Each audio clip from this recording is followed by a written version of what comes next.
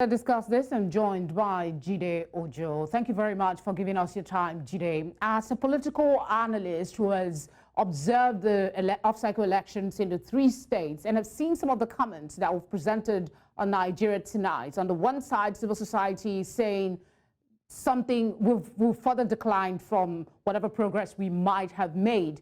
And then on the other hand, you have political parties, a group of political parties commending INEC for the conduct of the election. From your independent perceptions, what would you describe how do you describe the election that we just witnessed? Thank you very much, Felicity. For me, it's a mixed grill of the good, the bad, and the ugly.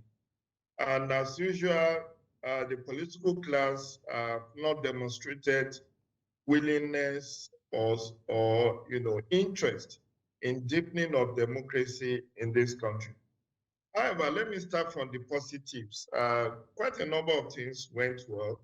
The election started early in many of the polling units across the 3 states.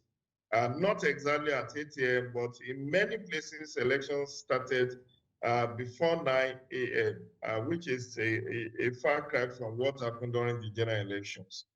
You also have the election being largely peaceful with low level of fatality. I think it's only in the Bayelsa that I learned someone died, one of the party agents, maybe in southern Nigeria, was alleged to have died. Maybe 1 or 2 deaths. But compared to previous times when even in Kogi alone, you'll have had a record of many deaths. And considering the fact that Imo, Kogi, and Bayelsa are very volatile states, on a comparative note, one would still say the election was largely peaceful. Then INEC was able to upload the results on IREF as promised in a timeous manner. As at 9 p.m. on Saturday, about 80% of the results were already uploaded. And that's when what has enabled us to know where there are discrepancies between the number of accredited voters and the number of people who are led to have voted. I've seen a number of results downloaded from the IRF portal that shows glaring discrepancies between the number of accredited voters and the number of people who are led to have voted at the end of the day. But if the IRF wasn't there, if the results were not uploaded in real time, it might not be that easy to make the comparison. I've listened to Adino Melai. But I'm sorry to interject. Even with the results that we find on the IRF not corresponding with some of the results that was read, we still have pronouncements by INEC that some candidates have won. What does that bring to your mind? Again, what I will tell you, Felicity, straight out, is that elections are won and lost, not on the basis of whether there are flaws, but whether the flaws were significant enough for not making a declaration. And to the best of my mind, even for the those who have come out with those whistleblowers who have said, oh, we have some discrepancy, I don't think it was widespread as to warrant and not making a declaration. However, INEC has within 7 days to also officially review the returns that have been made by the returning officer. That power has been given to INEC by the Electoral Act 2022.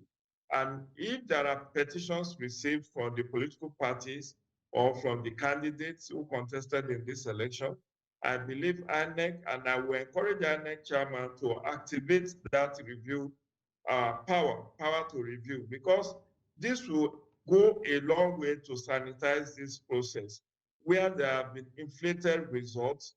It's just a matter of checking the beavers and checking the number of accredited voters vis-a-vis the number that was written on the ECAT form. And where there are discrepancies, the commission can isolate those discrepancies, those ones with discrepancies, collate them, and reduce the number of those figures from the from the total score of the winner. and let's see whether we'll still be able to make a call. Okay, Because just before we move on from, sorry to keep interjecting, Jide, before we move on from the conversation around figures, those that were accredited and those that actually voted, there was a conversation I saw online that I'd like to take your thought on. The case of Imo State, some journalists put up a report about an analysis about the number of accredited voters for the presidential election, the discrepancy that in the space of 2 months, we have a figure of over 200 being accredited to vote in the elections in Imo State. I'm not too bothered about the figures, but I'm just going to ask from your analytical point of view, is it possible for this number to be accredited within the time space that has elapsed between the presidential election and the governorship election? Again, you need to put all of this in context. Like I said,